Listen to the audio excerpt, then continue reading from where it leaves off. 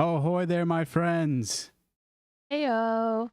Welcome to Star Wars Transmissions. Talking about Andor, Episode 10. We're reporting live from Narkina 5. Is that where we are? Because, oh boy, there's lots of things going down. There is a whole hell of a lot to discuss. What an episode. Holy crap. From start to finish, this episode was wild. It was so good. Oh my gosh. This episode was so wild that our cat Chloe decided she wants to get in on this conversation. She's ready to go. She's raring. She's up with the mic. She's trying her hardest. She's trying to get to the mic.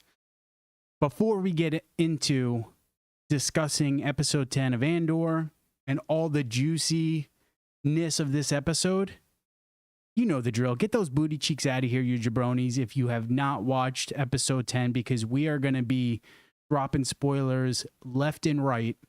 So if you have yet to watch episode 10 of Andor, go watch the episode, then come back and listen to Dana Girl and I talk about how incredible this episode was. So let's start there. What was your overall take and thoughts with this episode?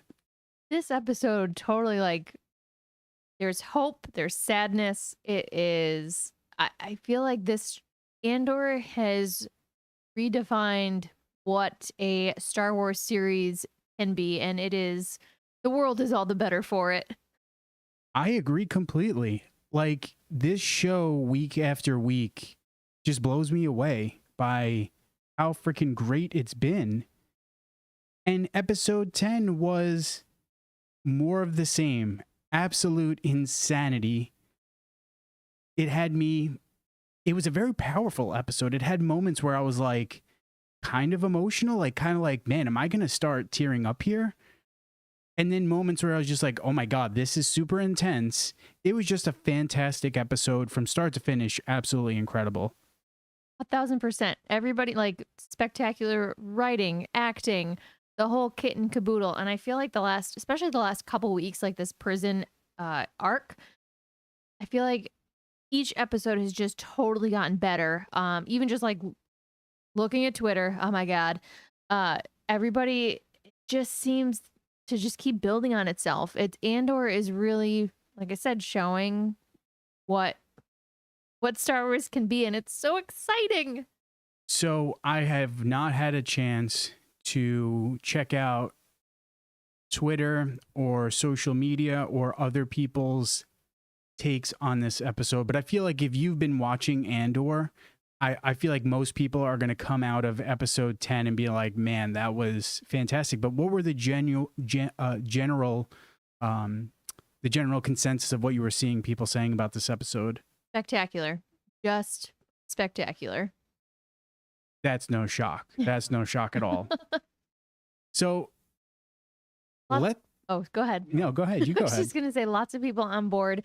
Again, just everything has been so awesome. And just it feels like each week, the episodes just get better. I concur. In the words of Kiari Mundi, I concur. Let's dive in.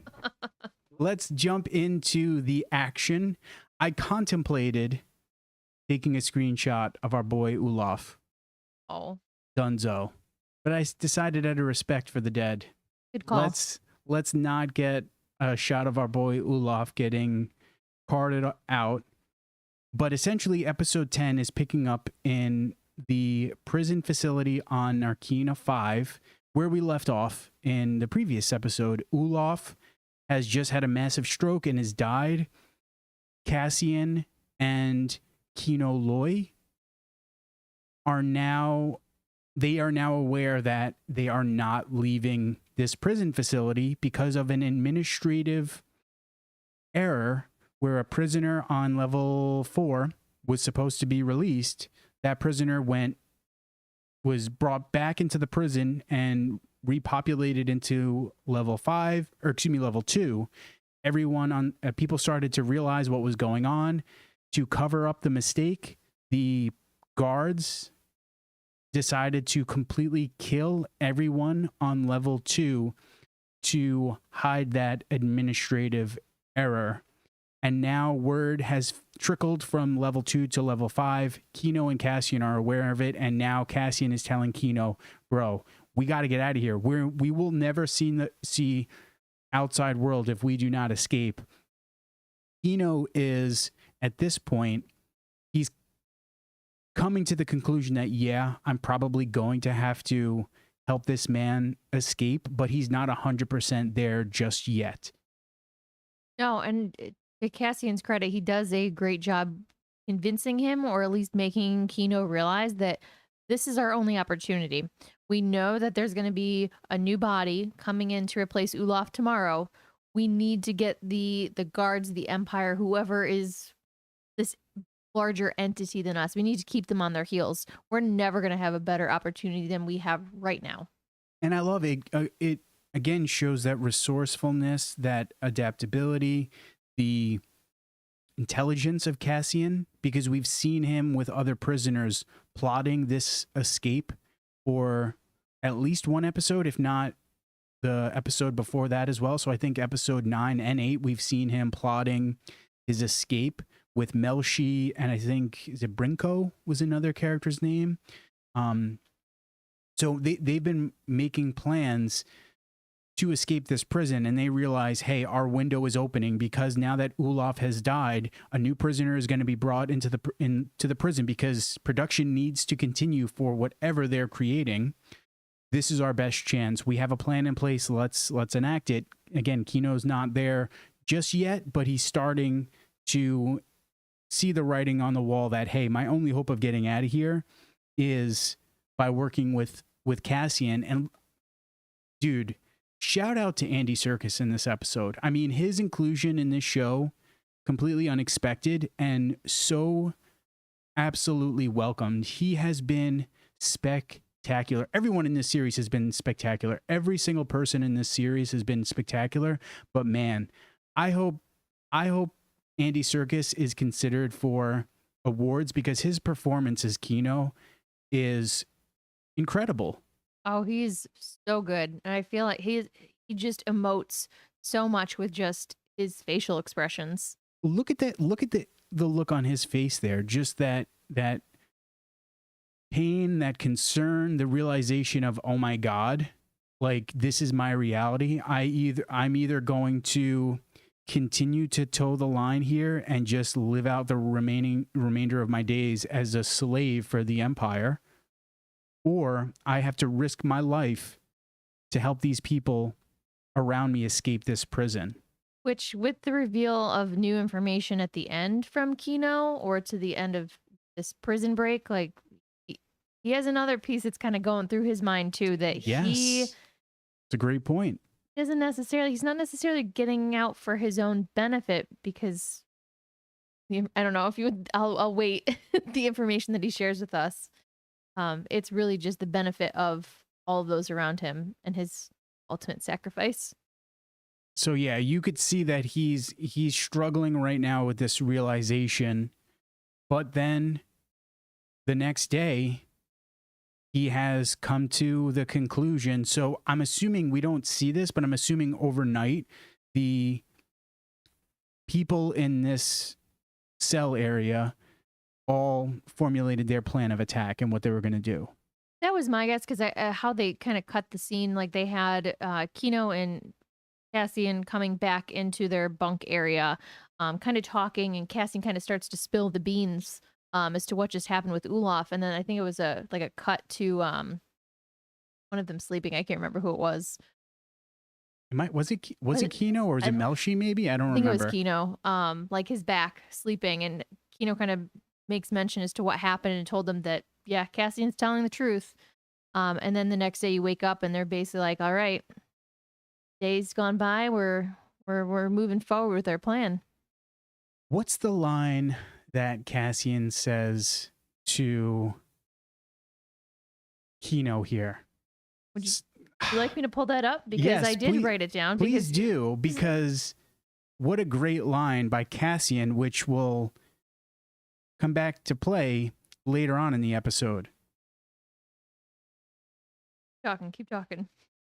While Danny searches this, you You got it? I do. All right, let lay it on me, sister.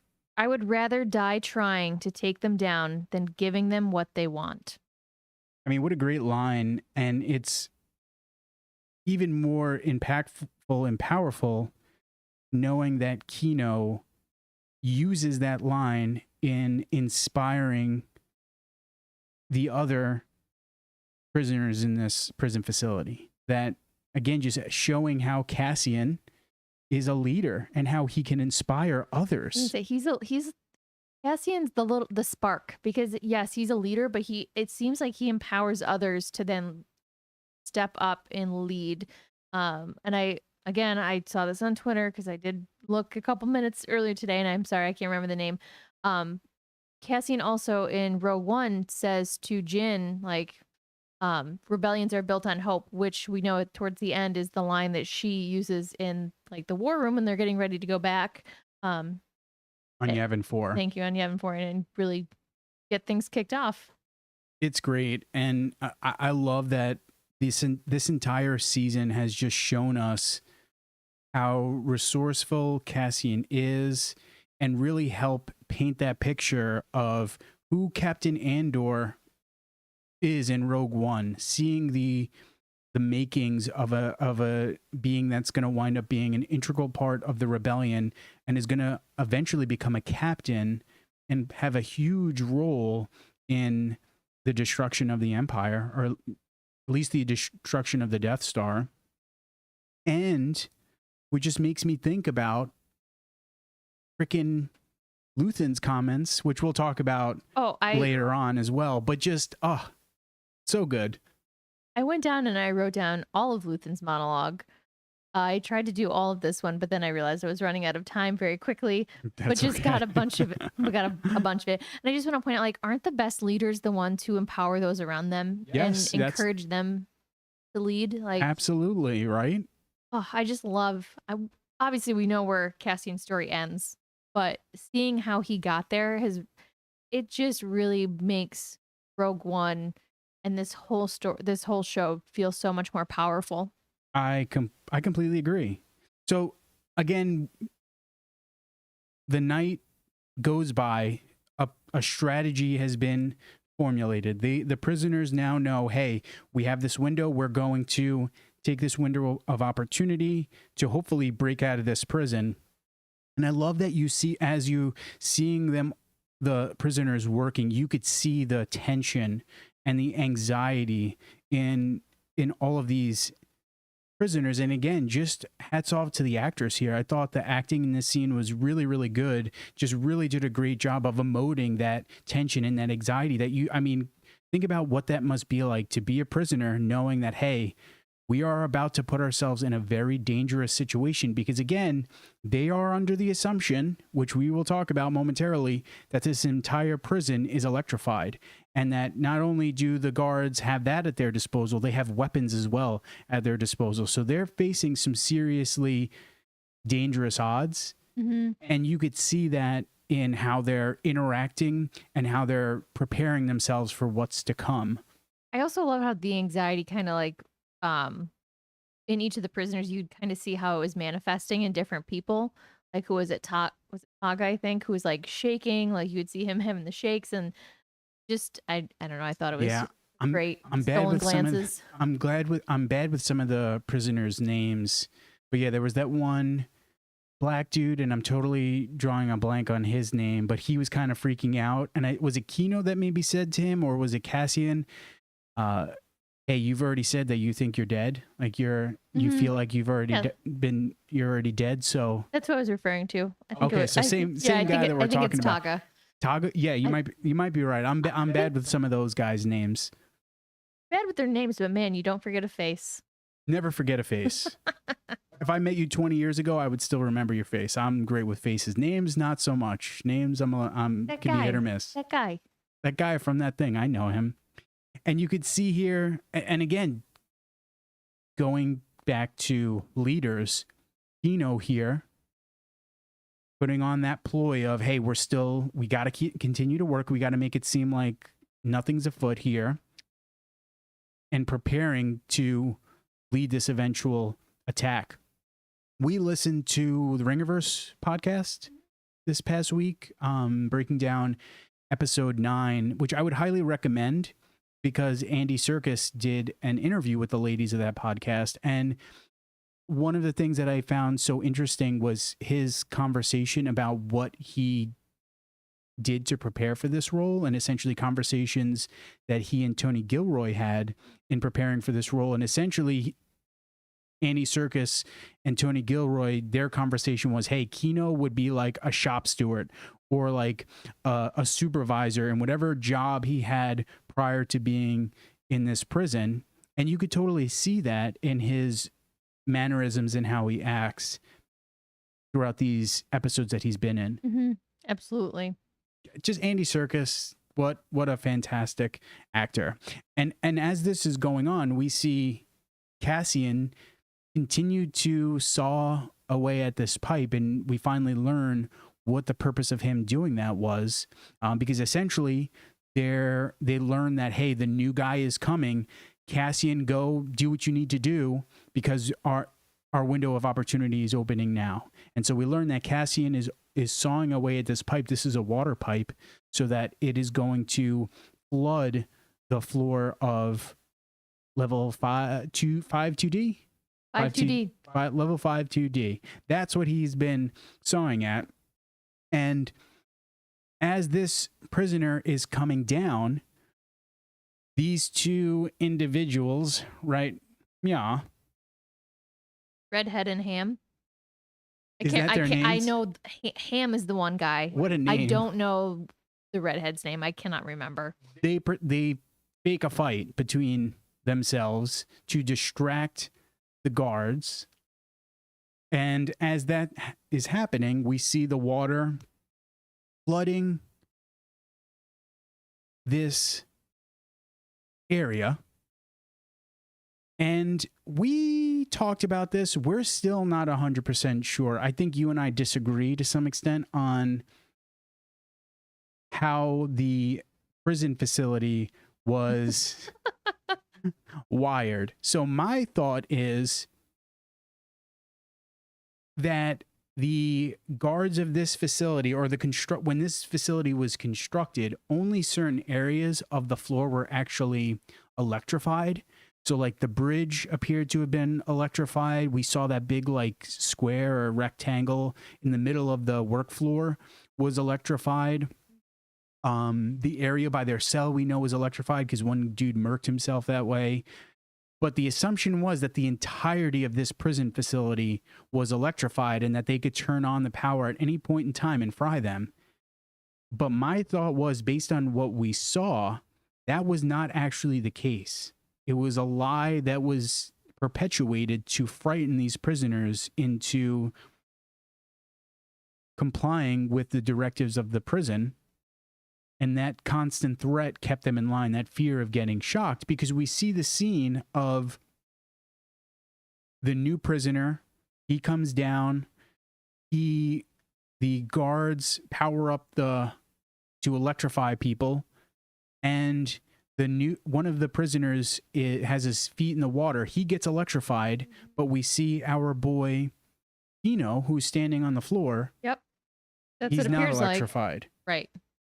And you see his face here, that anger. And my thought was that look of anger there is the realization that, holy crap, they have been lying to us this entire time. The floors are not electrified. Not all of the floors. Not all of the floors were electrified. But you disagree with that, right? I mean, you made a very compelling argument just then. I mean, my thought was the point of the water was to help sort out the electric floors when they do. Which that is not a bad plan, and that could totally be the case. I mean, maybe they just needed the square that we know where they've stood before, like around their benches where they know they get electrified, that would be shorted out with the water when they do try to fry somebody. I mean, Kino was telling everybody to jump up on the table, so we knew that the tables weren't electrified, but floor is lava, so playing lava. But yeah, my thought was that the entirety of the floor was, even though they were told it was electrified, it was not.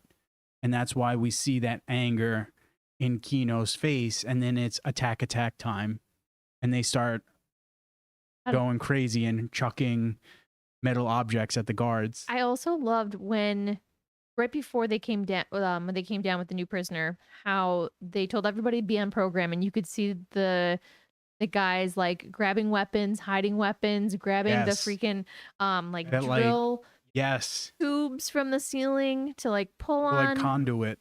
Yeah, I thought that was really just very cool that everybody's like, all right, it's about to be go time. Yeah. Yes, love that. And essentially, to go back to what we were talking about, how this plan has been being formulated by Cassian over a certain period of time. We've been seeing it over several episodes. We get the shot of Cassian essentially climbing up that elevator, and I can't remember the guy's name. Was it Brinko? That winds up he's climbing. I believe so. And he gets shot, which was a bummer. God, the two guys that were shot like were freaking launched. And pour one out for the new guy. Like the new guy went right. He didn't hesitate. He had no clue what was going on, and he was a big part of them being able to implement this plan, because he winds up shocking the one guard. He got shot as well. And during that process, you see Cassian starting to climb up the ladder. Cassian eventually gets this blaster, and I love that, like, without hesitation, he aims it at this prison guard and just murks him. Yeah. I was thinking about the new guy. I was just like, yeah, I'm down to clown. Give me. Like, immediately, without question, down to clown. Got knocked out, shocked, and then he was up and ready to go for the next one. And then from there, essentially, the prisoners are arming themselves. And now the plan is, hey, we need to get the rest of the prison floors on board with what we're doing. So basically go climb the prison facility, go and try to get as many people as we possibly can to help us fight off these guards and break out of the prison facility. So you see Melshi doing this. Was one of the guys' name, was it Squall? He kind of had like the slick back, greasy hair. I can't remember his name. You're thinking of Ham. Qual got shot. Yeah. No, maybe I think it was Qual. Might be the redhead. Or Zal. Yeah, Zal. Got shot dead. So yeah, I don't know the name of the guy with the slick back, greaser hair. I'll tell you how I know it's Ham. Because Ham goes ham. And in a scene, in one screenshots we're going to talk about in a minute. Okay. And then we get this. This was like one of my favorite moments of the episode, and it just, again, it reiterated one of the things that we talked about last week, where the prison facility had very much dystopian vibes that I have not really felt in Star Wars before. And this scene really felt like it, because I feel like a lot of times in dystopians, you see that, hey, the person that's in charge of everything, or the entities that's in charge of this oppressive regime, is usually just like a frail old asshole. And they get to the command center, and it's just these jamokes. Yeah, these little wieners. These schlongs. And I can't remember if it's Kino or it's Cassian. They're trying to get them to shut down, basically stop the prison facility from creating hydro power. And one of the guys, or the leader of these three individuals, like, hey, yeah, we can't do it. Cassian or Kino shoots one of them. I think it's Cassian. Then they finally are like, all right, yeah, we gotta listen to them. They turn off the prison facility's ability to generate hydroelectric power, and the prison facility goes into like generator mode, emergency power mode. And this scene was like so powerful. This scene had me like, kind of made me feel emotional. We got not only one but two amazing monologues in this episode. This was wild. And I love this, that Cassian knows that, what up, James Wood? You literally had stopped me from what I was saying with that response. Welcome to the chat. But Cassian is telling that, hey, it has to be you. These prisoners know you. They know you're a leader. They will trust you if you're telling them what's happening here. And Kino is struggling. He's struggling, and I don't know if it's just because of nerves of anxiety or if it's because the realization of this prison facility is surrounded by water. If he's scared, I don't know what it was, but Be all of those things. It could, be yeah. a combination. I mean, That's he a good knows point. he's going through with this. This, even if he's helping others, is going to be his demise. Yeah, that's true. Right? So he's struggling to step to the plate, and Cassian essentially tells him, is that all you got? And then we get this. And by the way, going back to that dystopian vibe, Mm-hmm. the voice that you hear, that modulated voice of trying to hide the prison guards, like it almost reminded me of like the Wizard of Oz. Yes. Can I want to touch on two things, and I'm really glad that you went back to that.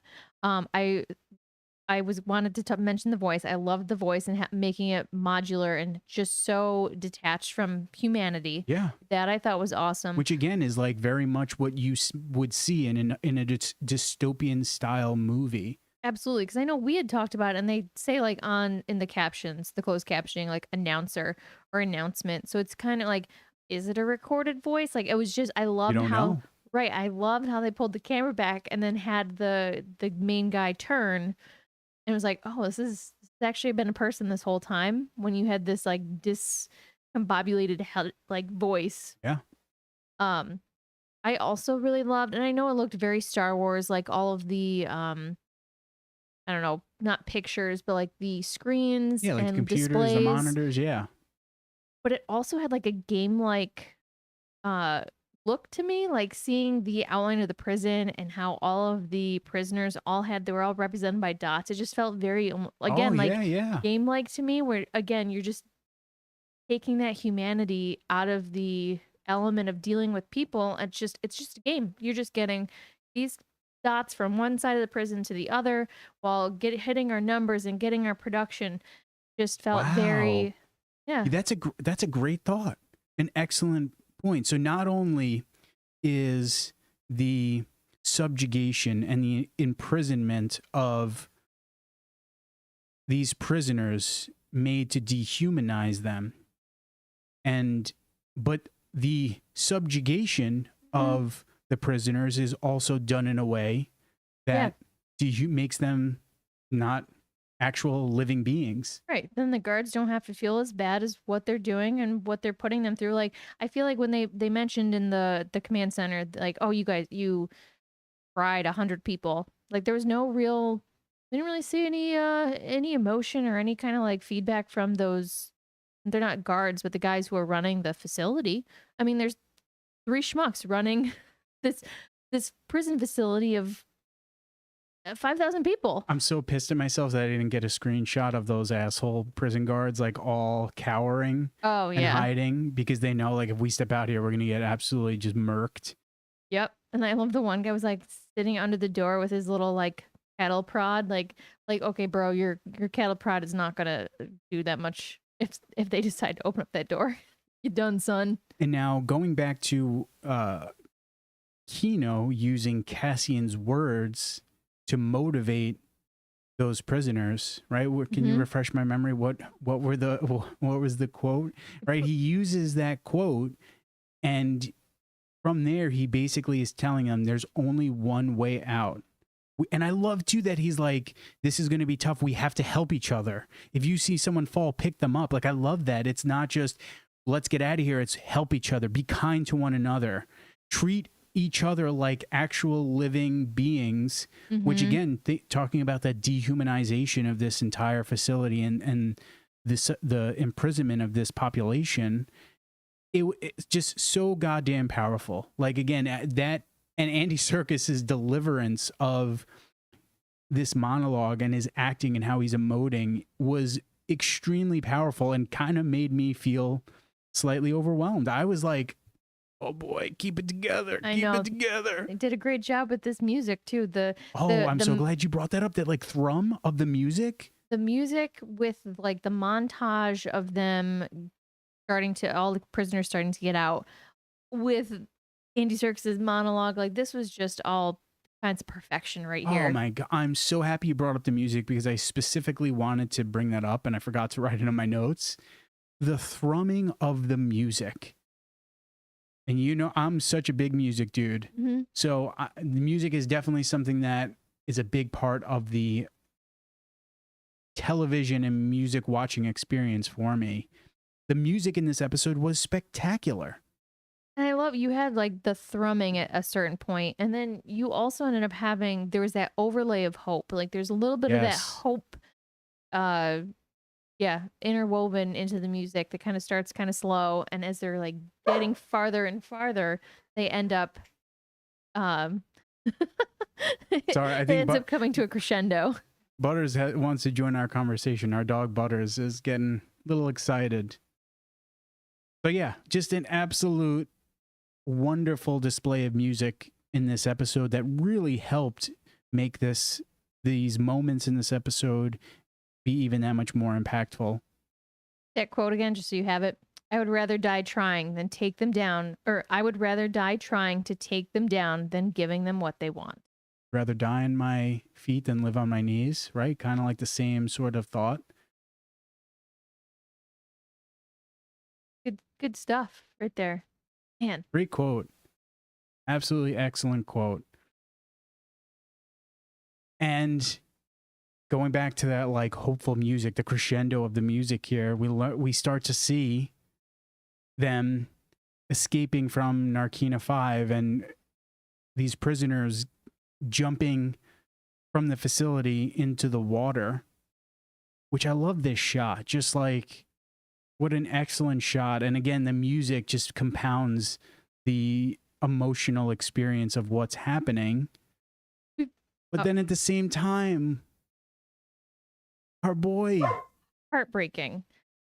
I mean, I mentioned Ham going ham. We had the one guy who was kind of pushed over, but then you also have Ham, who is the one who gets to the edge and he yells one way out, and he is like the first one to really go gung-ho over the edge to really start that flood of people jumping. So I just what a crushing like moment. It's a moment of absolute like joy and hope, and then at the same time just like crushes you because Kino has become an excellent character and Andy Serkis has been spectacular. And even look at just his look here and how great of an acting job he's doing. He knows he's to the end of the line. He tells him he can't swim. End of the line for him, man. I mentioned this to you earlier. I'm hoping, it's not a Star Wars death until see it on screen. There's always that little bit of hope. I don't know how much hope is really going to be there, but I would love it if some of his fellow prisoners maybe helped him and took his words to heart, helping everybody get to the shore where they can. Yeah, I'm holding out hope. Star Wars is very much, if you don't see them die, they may not be dead. It's just as true in Star Wars as anything else. So, but even still, even if he doesn't die, we're going to probably see him. He's probably going to get in trouble. He's probably going to be recaptured by the Empire. It's not looking good, but I'm going to try to hold out hope for our boy, because just a spectacular character. When we saw Andy Serkis be introduced for the first time, I was like, all right, this is great. Andy Serkis is spectacular, but he has absolutely blown me away with his performance as Kino Loy. And in just 3 episodes' time has made Kino Loy be a character that, like, please let him survive. I want to see him be a part of the rebellion.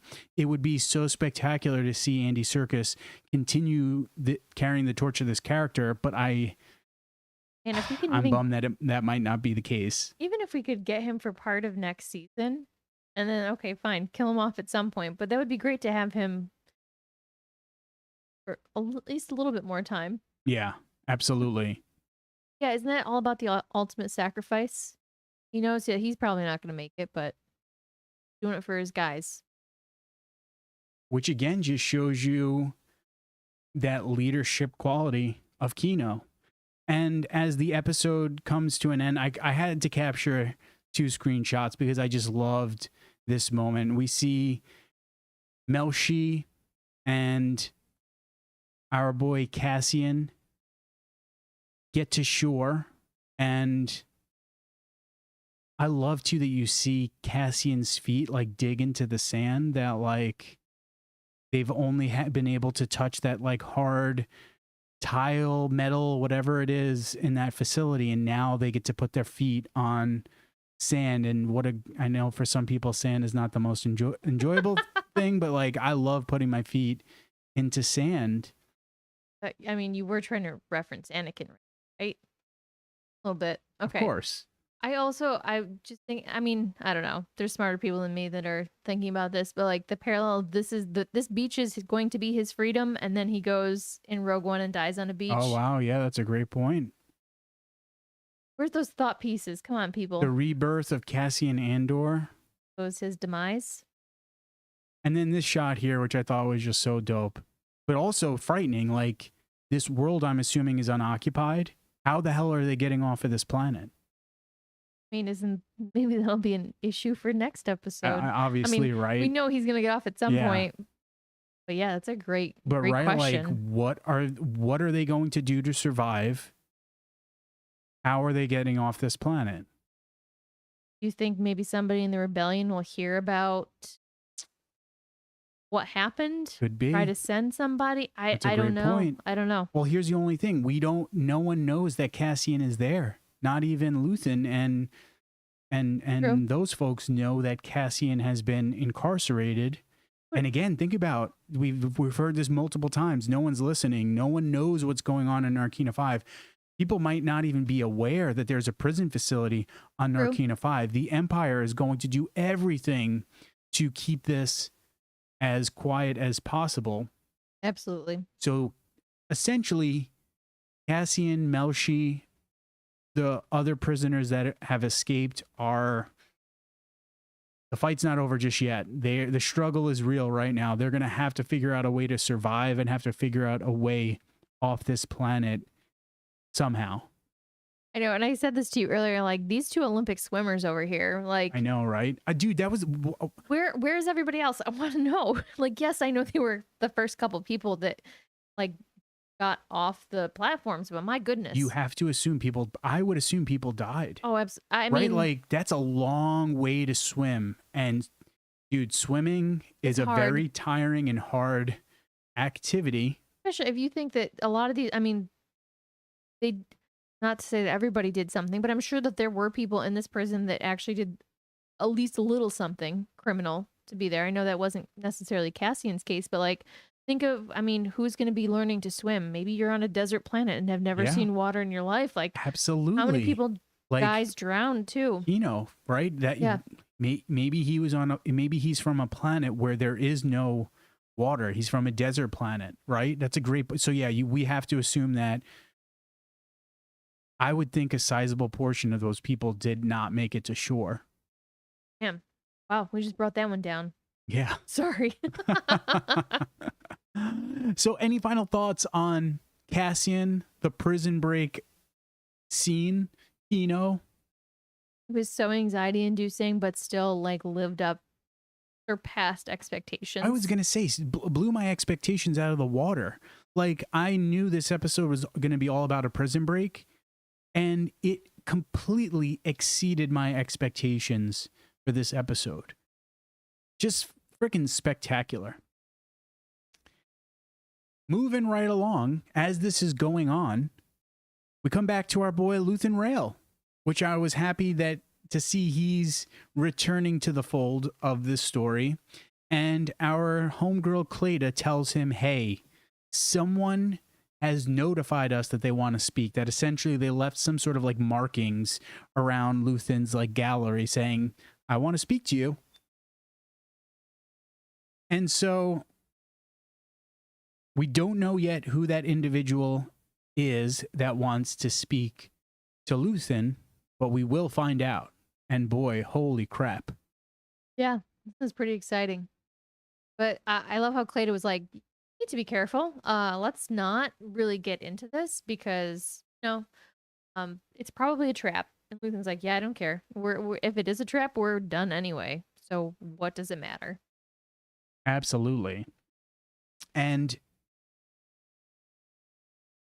as this is happening, we learn that ISB and the Empire, their plan that they put in place last week, in the last episode, has worked out. So their plan was they captured an Anto Krieger rebel pilot and killed that individual and staged his ship to look like it was an accident.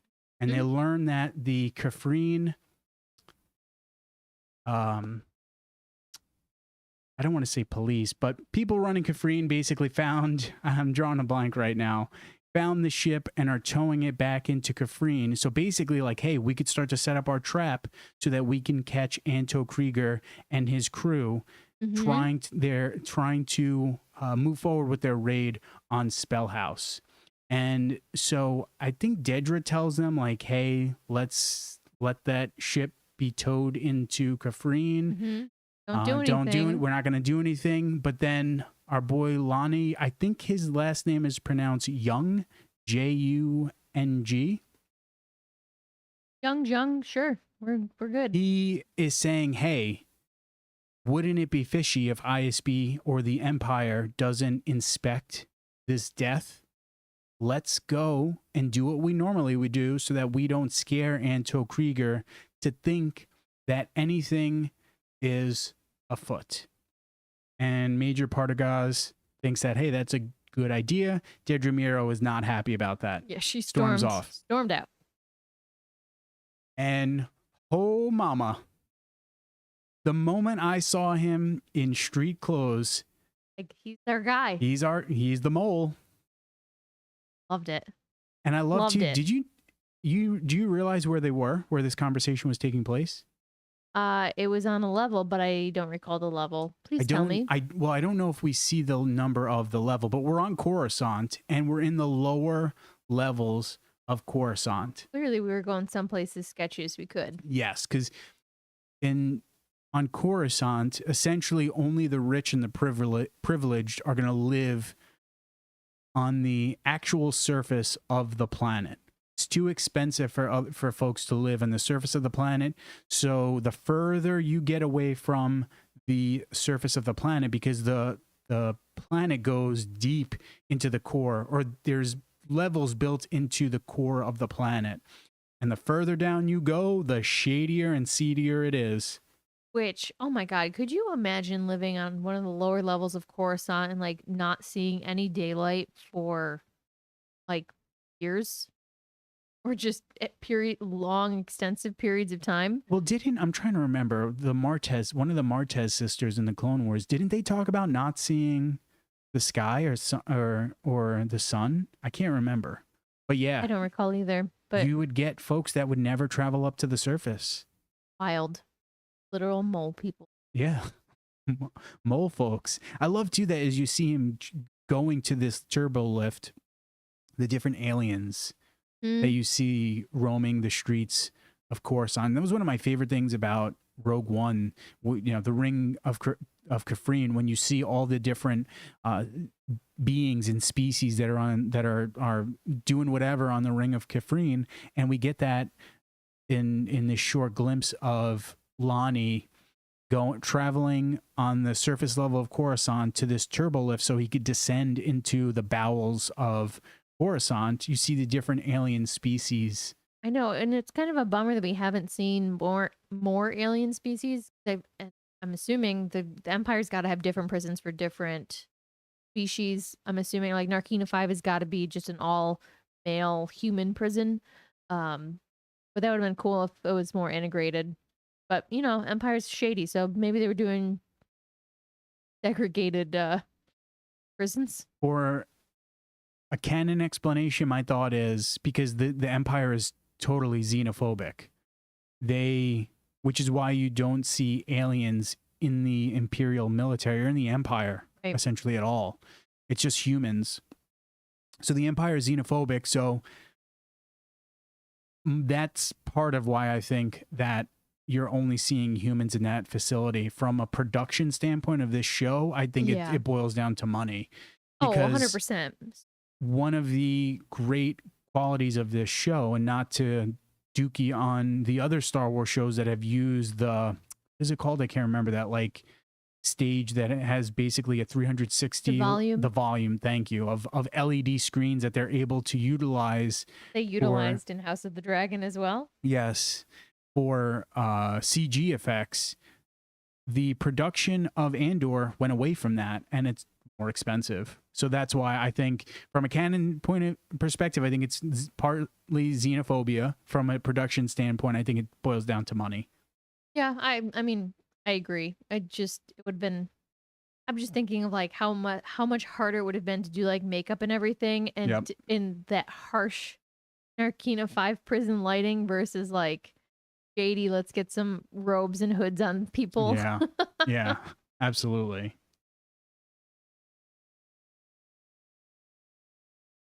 Oh, let me go back really quickly because I forgot something. Because he gets on this, our boy Lonnie gets on the turbo lift and he finds this earpiece. And that earpiece, Luthen put that earpiece there, and they start to speak with one another. And Luthen right out the rip is like, "Hey, if this is a trap, go to level 215. When that doesn't happen, he starts saying, because it's been a year since they last spoke. He says, "Hey, you have a daughter. How great is that?" My God, I just love Luthen. That veiled threat. I know. And Lonnie's like, "Are you threatening me?" He's like, "No, why aren't you celebrating this wonderful thing? You have a baby girl. This is great." And it goes into part of what Luthen winds up telling him later on, that, bro, you are trapped. You're not going anywhere. If you do, he'll probably have to die. Luthen will have to kill this guy. Hell yeah. Or if Lonnie reveals to the Empire what he's been doing, if he doesn't wind up being killed by the Empire, he's going to be imprisoned. He is completely trapped. He's hung by the balls right now. Yes. I also loved how, when they're having this conversation between Luthen and Lonnie, Luthen brings up the vow that Lonnie made years ago. And I just thought it was interesting. This is the second, maybe the third time that we have heard about the vow. We heard Mon Mothma and Bell talking about the vow. That is an excellent freaking catch. Thank you. Oh, I didn't even catch that, bro. That's an excellent catch. And I'm wondering, I would love to find out, like, obviously this vow is between the people who are working for and are helping the rebellion. If we could see, or maybe even hear, just like, was it something where they all met together in one place? And I'm guessing not, because then everybody would know who everybody is. Like, how did this happen?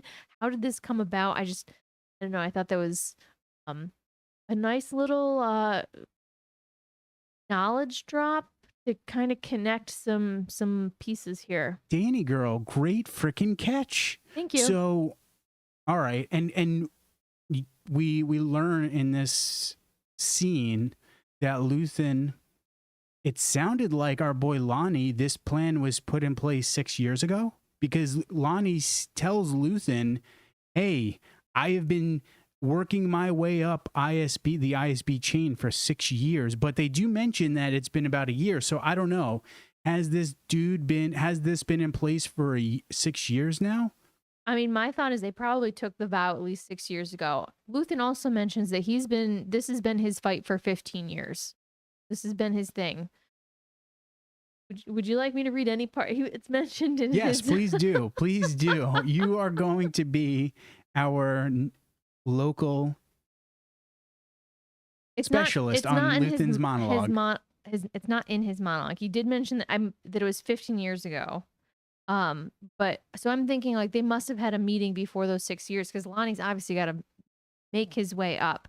Would you like part of the monologue, all of the monologue? Well, let's do this because there's one big thing that we are forgetting here, that Lonnie tells Luthen that, hey, Dedra is catching on to you. They know Axis has been stealing Imperial military tech. They know that Axis is trying to bring rebel cells together, trying to build this rebel network. They have yet to identify who Axis is, and they're trying to get a connection of this stolen Imperial tech and Aldhani. They're trying to bridge that gap between the two. And Ferrix. And Ferrix, thank you. And Luthen's like, go ahead, bro. Good for her. Good. Give him the information. And also he's like, he lies to Lonnie saying, hey, that we had no part of it. We were offered the ability to join, but we declined because I don't work on luck. It's amazing how easy Luthen is lying and just... He's great at it. No, this has been his life. This is ego. This is his thing. Nuts. But yeah, I love just like... not only how good our boy is at lying, but just basically like nonchalant, like, yeah, I don't care. Let her connect the dots. I do not care. And part of it, how much of it is he's bluffing? Is he being for real? I'm so excited to find out. I mean, yeah, that was my thought too. He's definitely, I feel like he's putting a little bravado in there. But yeah, how much more of this how much more of this rebellion network is there that he's kind of touching, that he has influence on? I don't know. That's great. And welcome to the chat, True Vulgarian. Glad you're joining us. Hey, if it's all right if you can't stay now, but definitely pop back in later. Would love to have you watch the episode. And yeah, part of me is he kind of puffing up his chest to Lonnie to basically, like you said, fronting as if he doesn't care? Does he really not care? I don't know.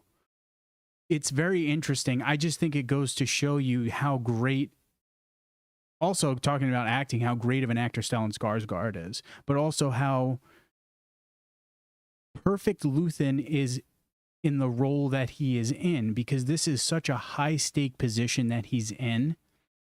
And whether he's fronting or he's being honest, it doesn't matter, right? Does it really matter if he's being honest or lying? We don't know. He's telling Lonnie what he thinks Lonnie needs to hear to increase his chances of his mission and the rebel cause succeeding.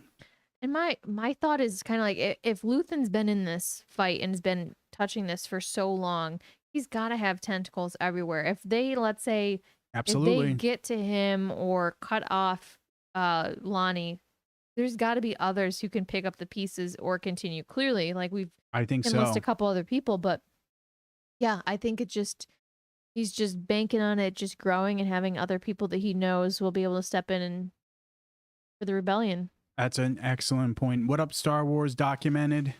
Thanks for joining the chat.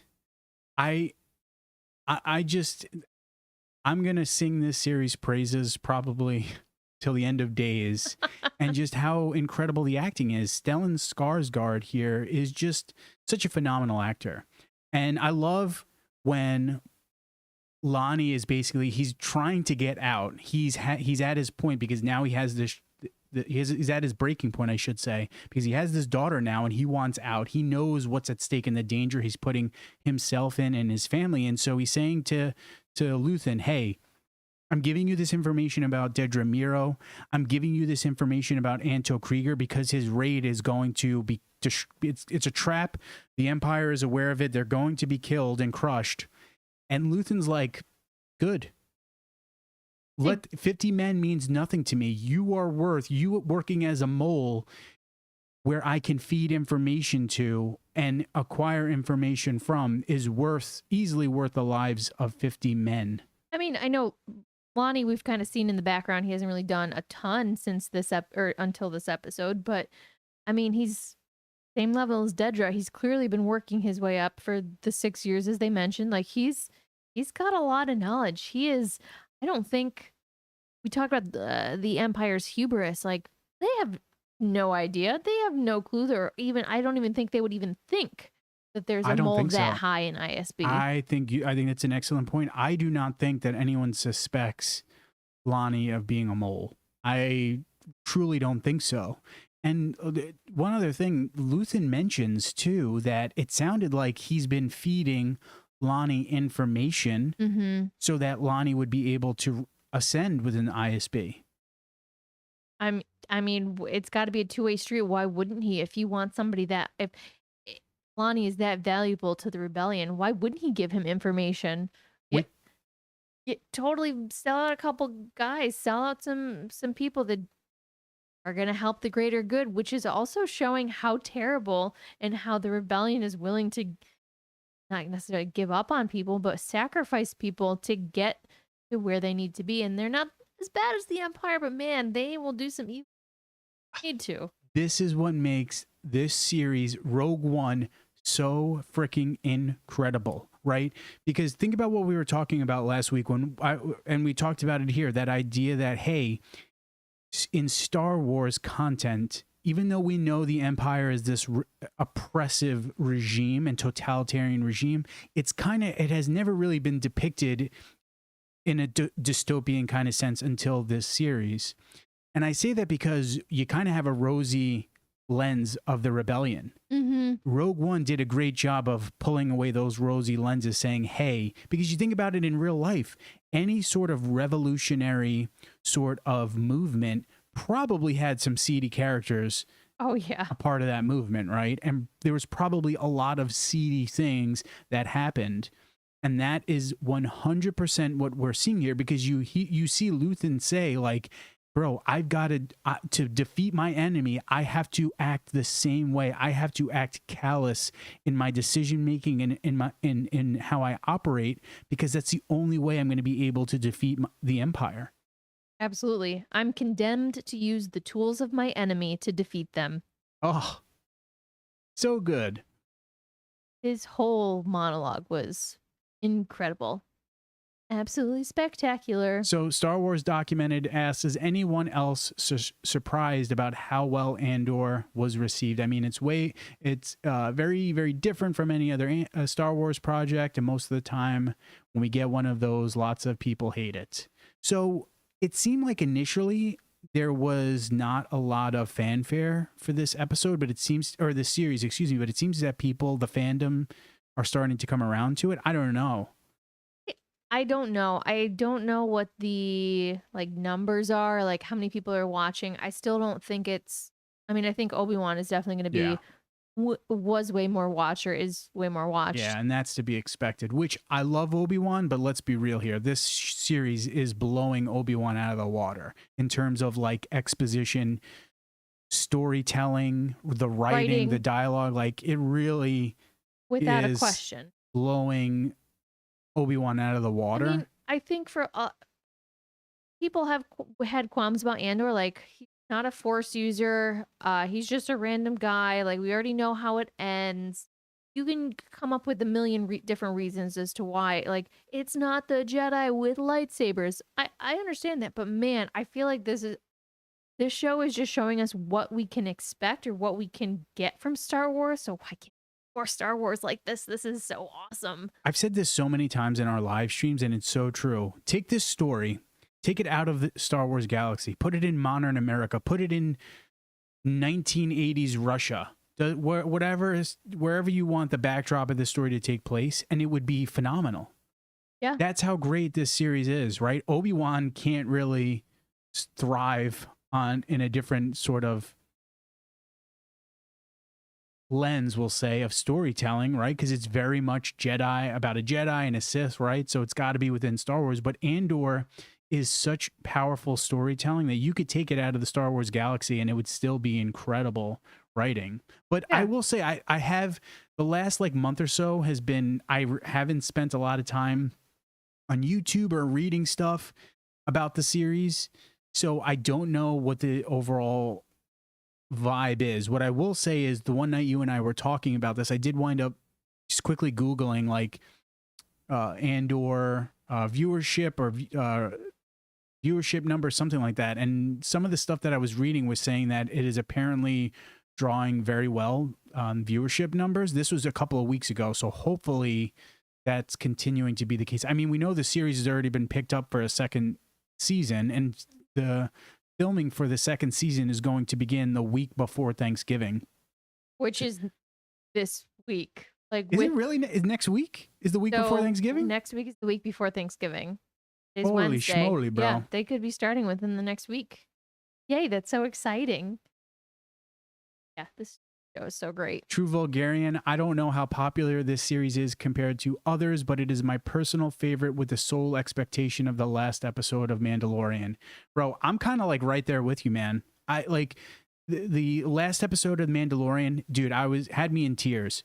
The episodes of Book of Boba Fett, wasn't the biggest fan of the Book of Boba Fett as a whole, but like the episodes with Luke, with Grogu and Mando had me in tears. Absolutely spectacular.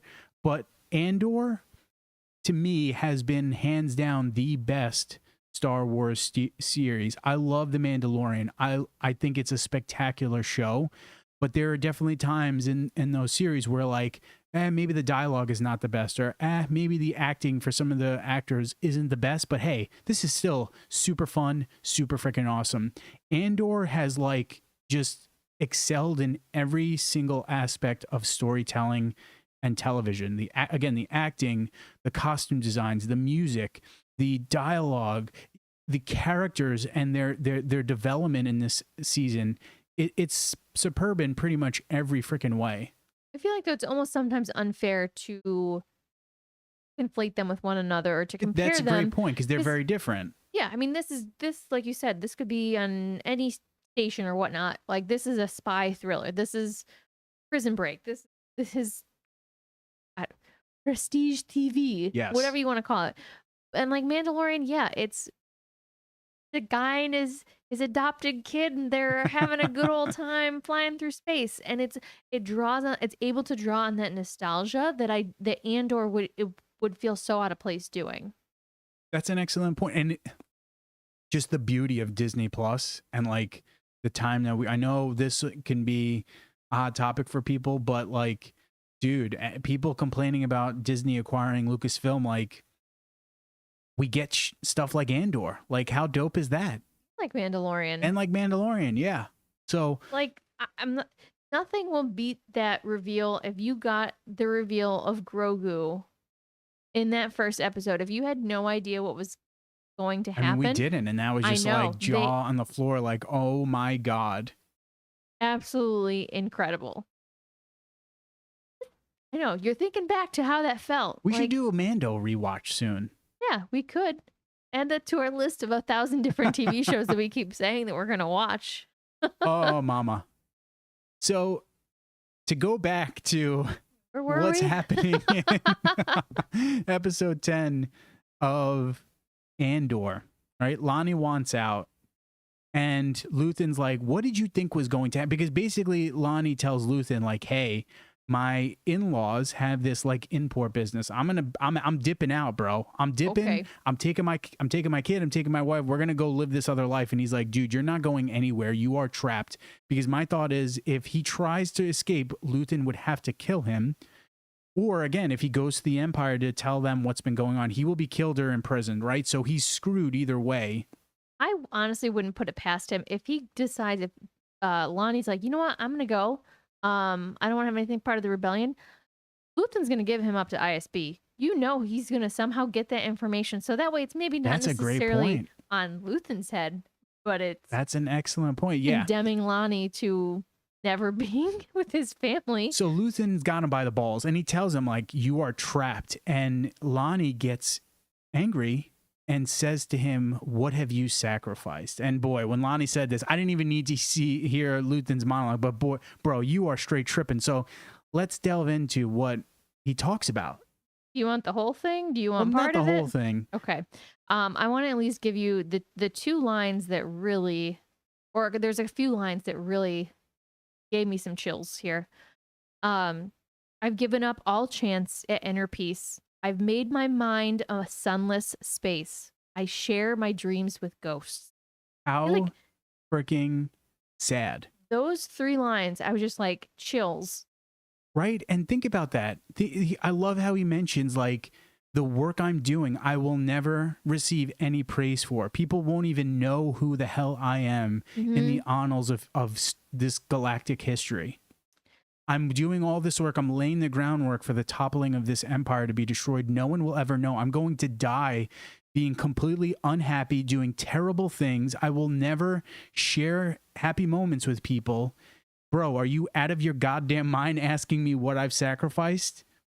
It wasn't his monologue about what he wrote, the equation that he wrote 15 years ago, to which he knows there is only one conclusion, that he is damned for what he does. And I have one other line that I just also want to talk about because it was also just like, oh my God, this thing is ridiculous. What is my sacrifice? I am condemned to use the tools of my enemy to defeat them.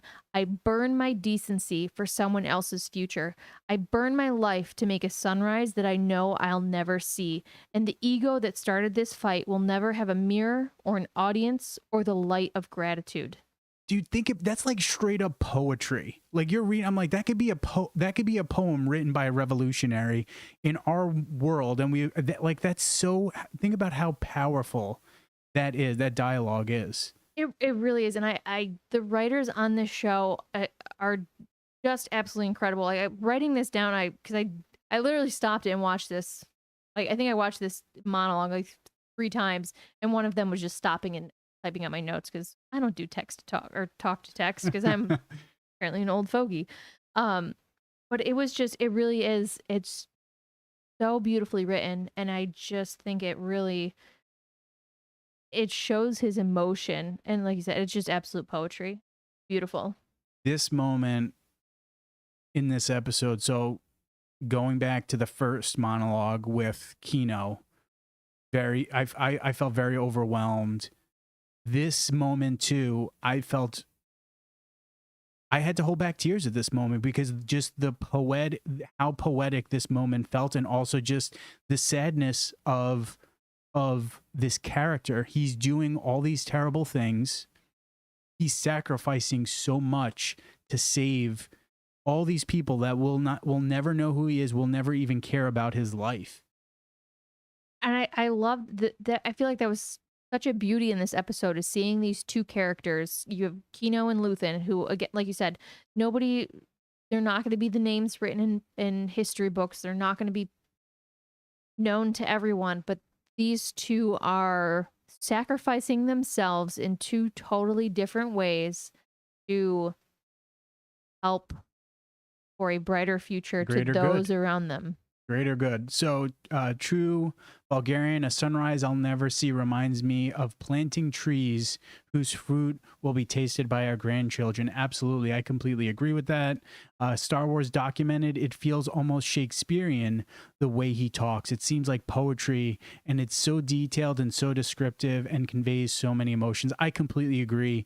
I felt the same way with Kino. And this is why I'm like, I will sing the praises of this series for so long, and I know we still have 2 more episodes to go, which I'm so thankful that we're getting 2 more episodes.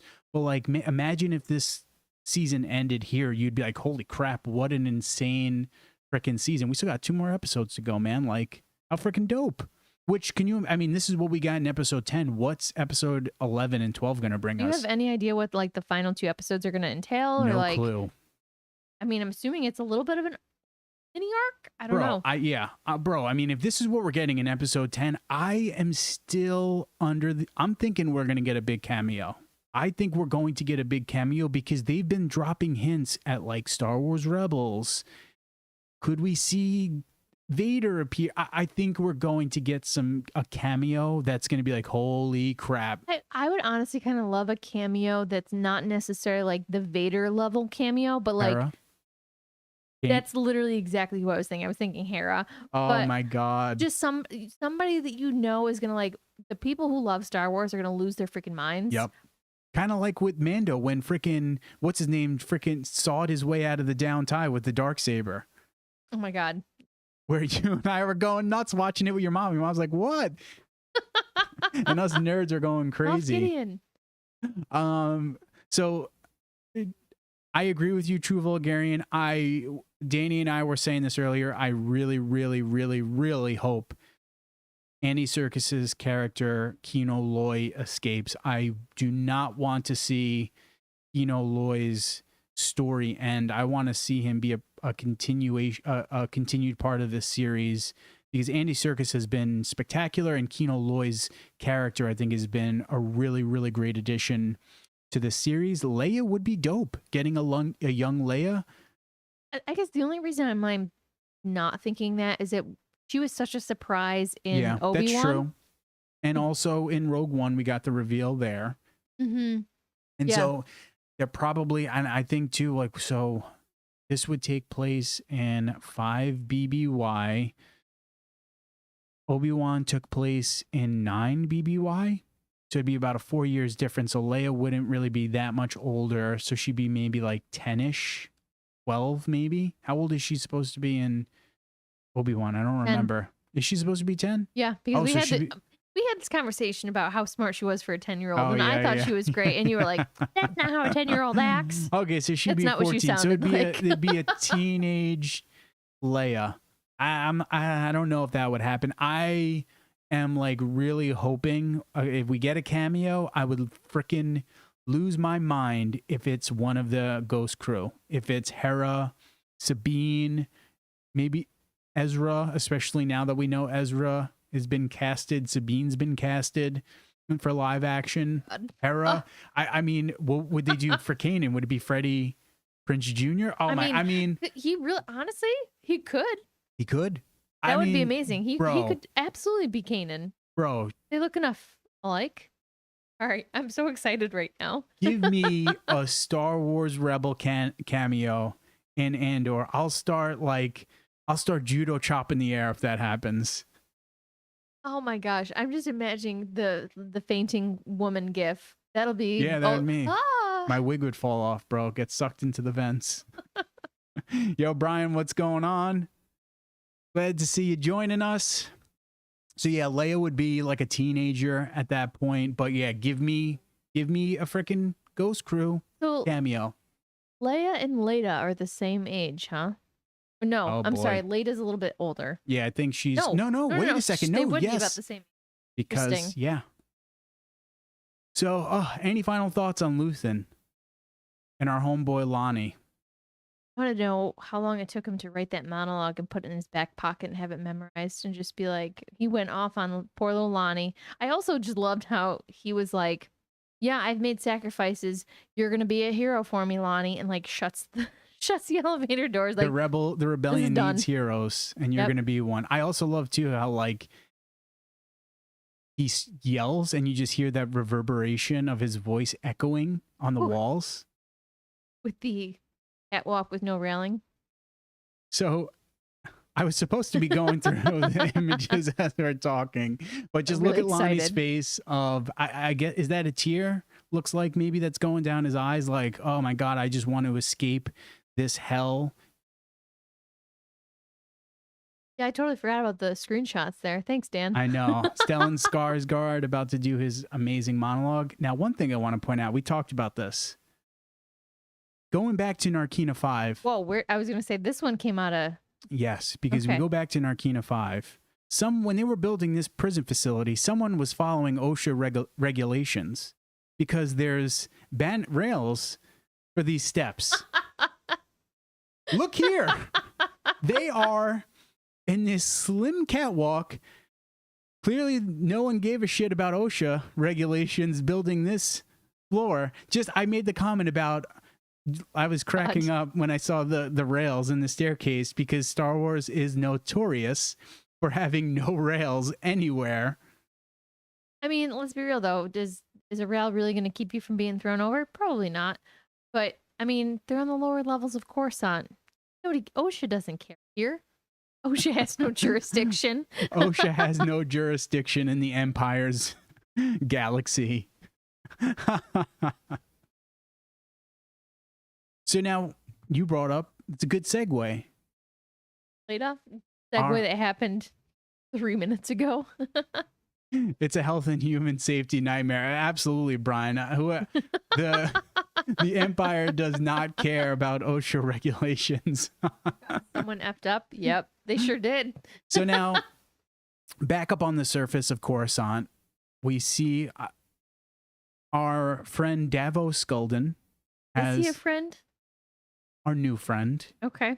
Clearly not a friend of Mon Mothma.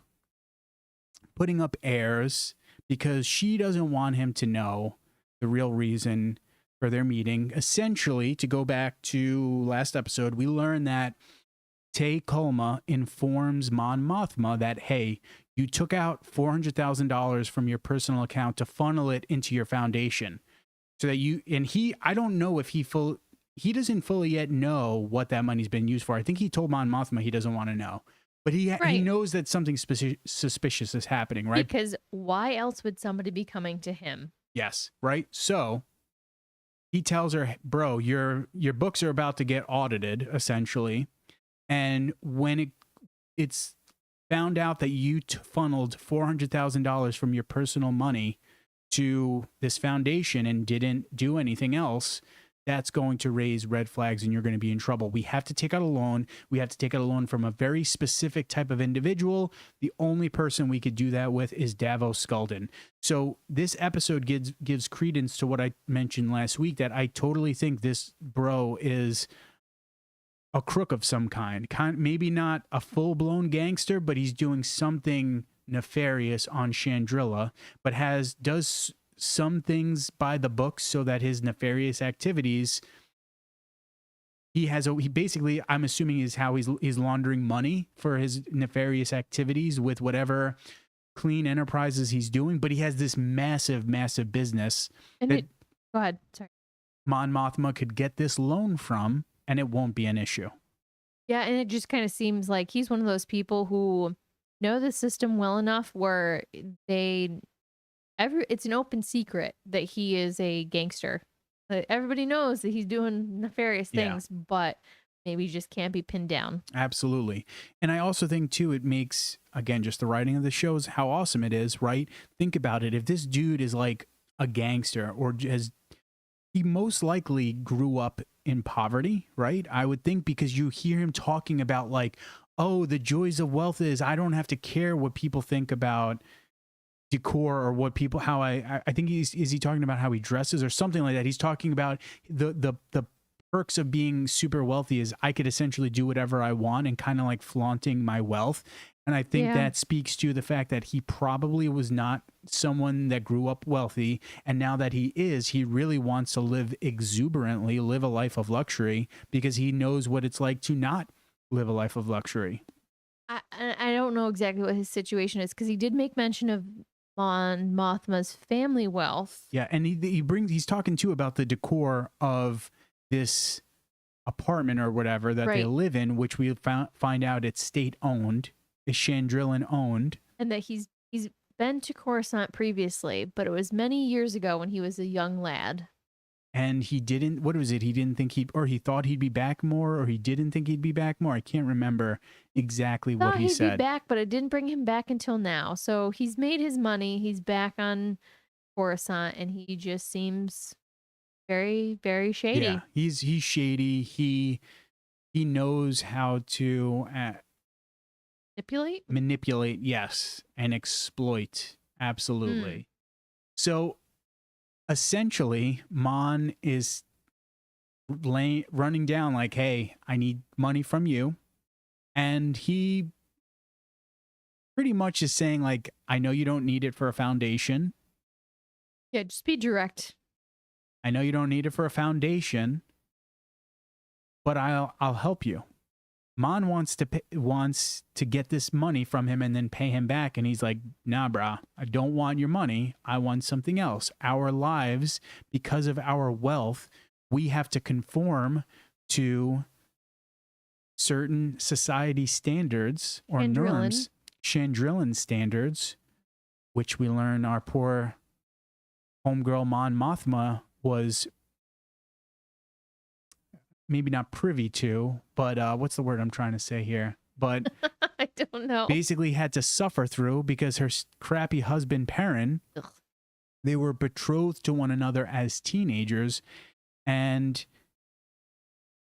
Davos Sculdun's offer to Mon Mothma is, hey, I'll give you this $400K, but we have to betroth our children to one another. He said he didn't want a betrothal. He said that he just wanted the kids to meet, which I feel like clearly that's not. He wanted them betrothed.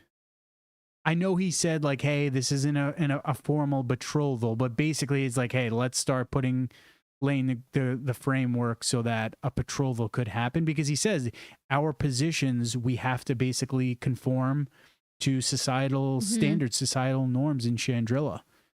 And that's why Mon Mothma is like so disgusted by his offer, because look at her life. And she can't stand her husband. She was betrothed to this guy, had to marry him. This guy is essentially, to some extent, an Imperial sympathizer and cavorts with shady, horrible people in the Empire. And she has to live with this man. So she knows how horrible it is to be betrothed. And she wants no part of it. She doesn't want to do that to her daughter. Yeah. I feel like she knows that it's going to spiral out of control if they do meet.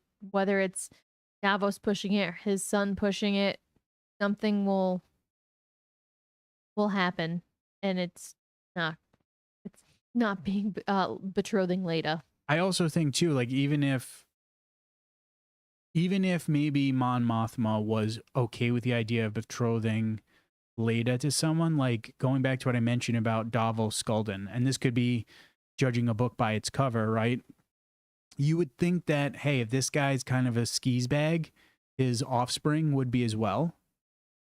And I'm wondering if that is partly to do with it. Putting lipstick on a pig? Yeah. Like, clearly he's dressed very well. He's got his own, he's well-to-do, but is probably well-to-do in nefarious ways.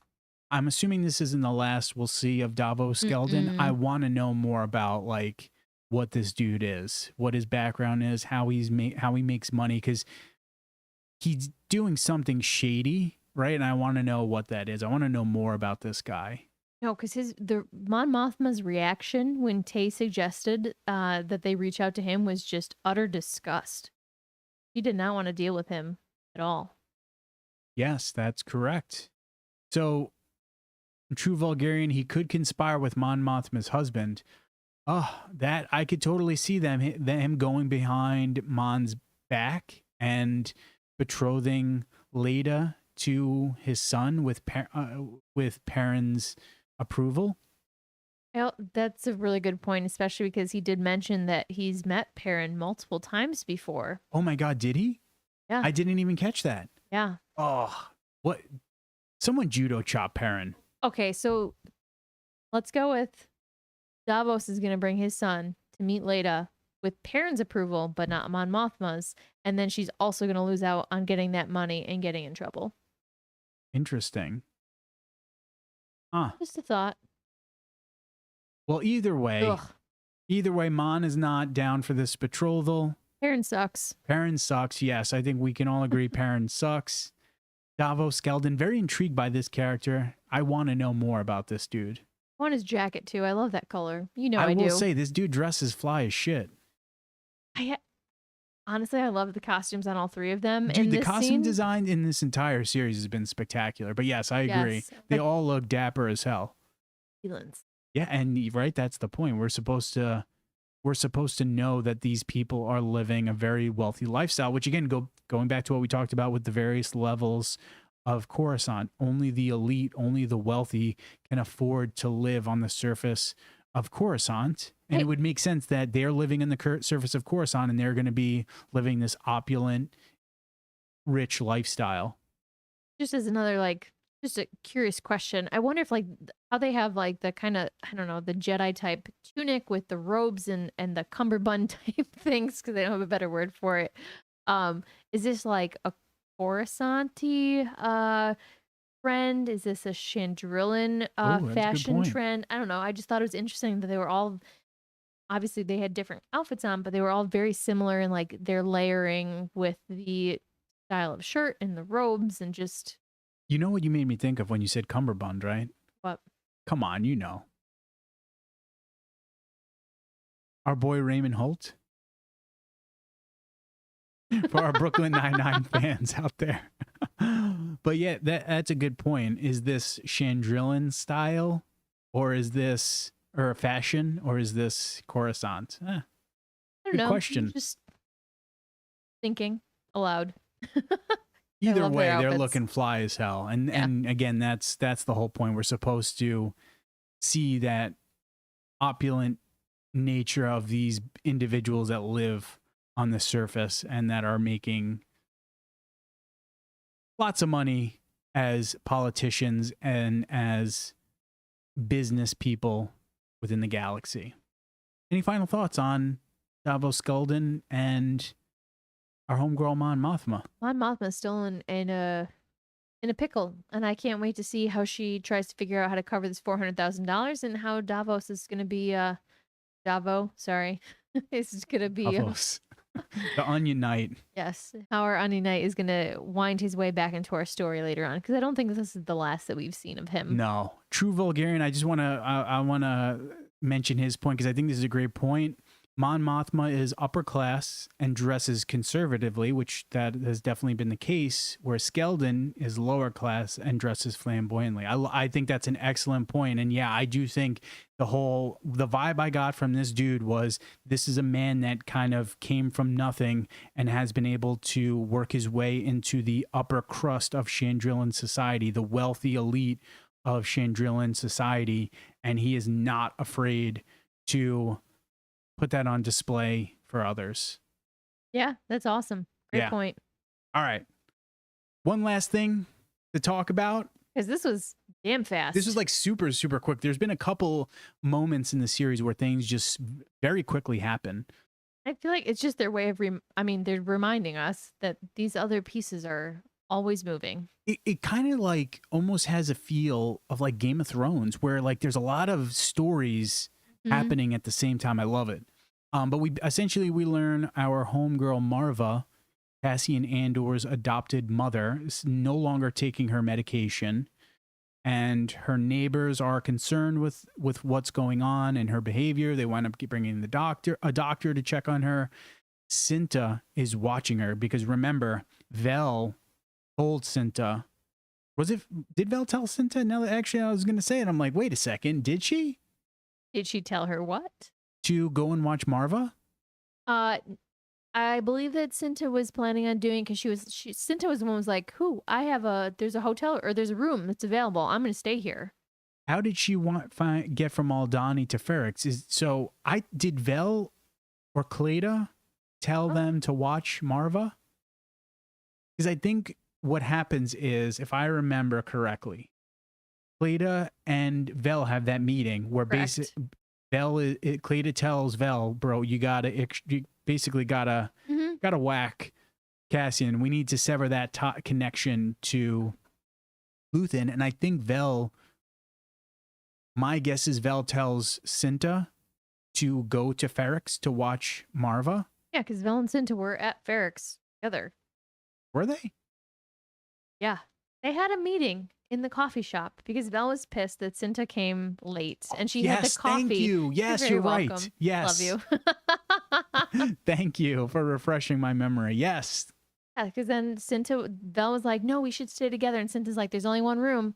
Only I am staying. And that's when Vel went to Coruscant and met with Mon Mothma.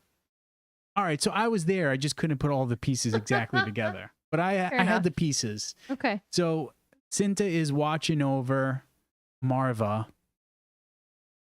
And we get this bro who's watching Cinta. Or is he watching Marva? I don't know. I think that looks like a very Imperial hat. I think that boy is supposed to be someone with ISB. He's one of Dedra's boys. That's what I'm thinking too, because he is looking way too put together, way too clean to not be an Empire. Yeah. And we heard last episode that Dedra has eyes on Marva Andor because at this point she's too fragile. That's why we're not going to bring her in. She's too fragile at this point. She could be a link to Cassian Andor.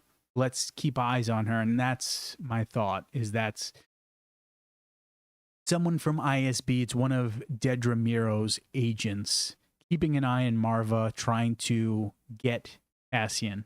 But has this guy noticed Cinta? Has Cinta noticed this guy? I hope Cinta's noticed him if she's anything worth her salt as a great point.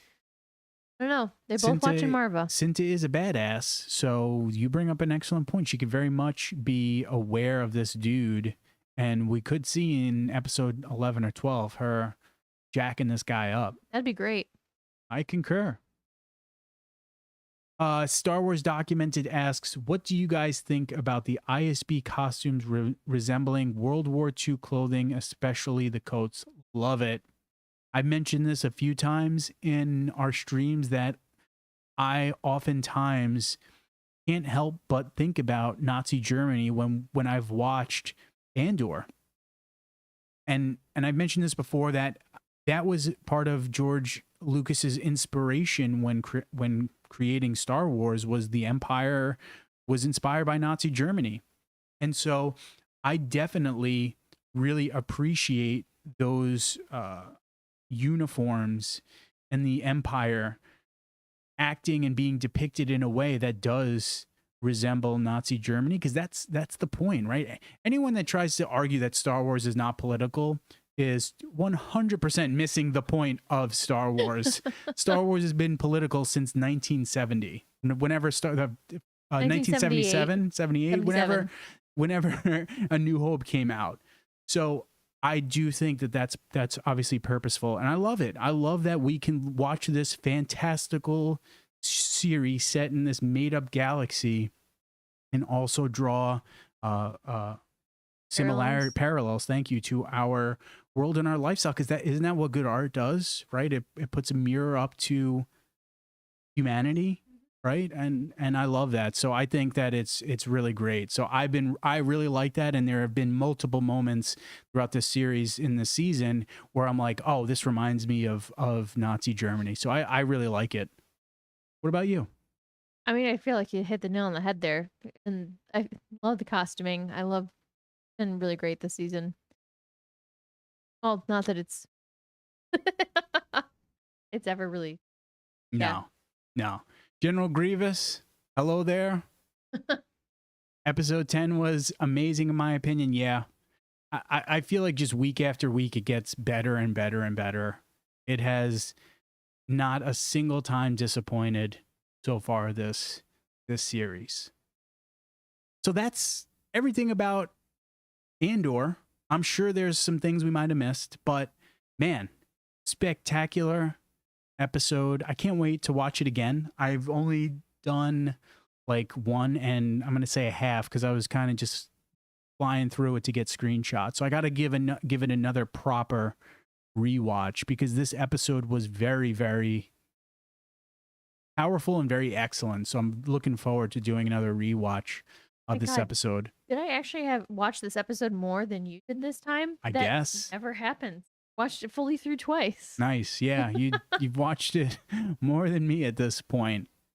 So I think we've said pretty much everything there is to say about the episode. Any final thoughts, final words? I can't believe we have to wait another week. No. Number one. Two, I'm really sad that there's only 2 episodes left. And I'm really glad. Next week, apparently they're going to start filming, which is really exciting. Yeah, bro. Season 2 starts filming next week. How dope. So we're probably going to be right same time next year getting another season, which would be spectacular if that's the case. Just this series has been awesome. Totally exceeding expectations. Just been really, really killer. Really fun. Well, my stomach's starting to growl. It might be yum yum time. Din time? Is that what you're I was going to say din-dins. Might be Anyway. yum yum time for these 2 crumb bums. So with that said, thank you guys for joining us in the chat. It's always really fun to talk to you guys, share our love and appreciation for Star Wars with you. If you haven't already, please like this video. Let us know in the comments your thoughts on episode 8 of Andor, how you thought the episode was, how you thought this season has been. Or did I say episode 8? Episode 10. Sorry. I'm so sorry. I'm like trying to make eye contact with you over here, like, bro, back in time. Let us know your thoughts on episode 10. Excuse me. What you thought about the episode and what you thought about Andor as a whole. We're going to continue to do live streams. I'm going to be streaming. I'm starting my walkthrough of Fallen Order. This will be my second time playing Fallen Order from start to finish. So Those are going to be sometime between Friday and Sunday, depending upon my schedule. So keep a lookout for that. Love streaming and getting to chat with you folks. And then also check out our videos that we release every single day. With that said, guys, I got to go eat. I'm freaking... my stomach is sucking up to my spine. With that said, homeboys and homegirls, may the force be with you and stay nerdy.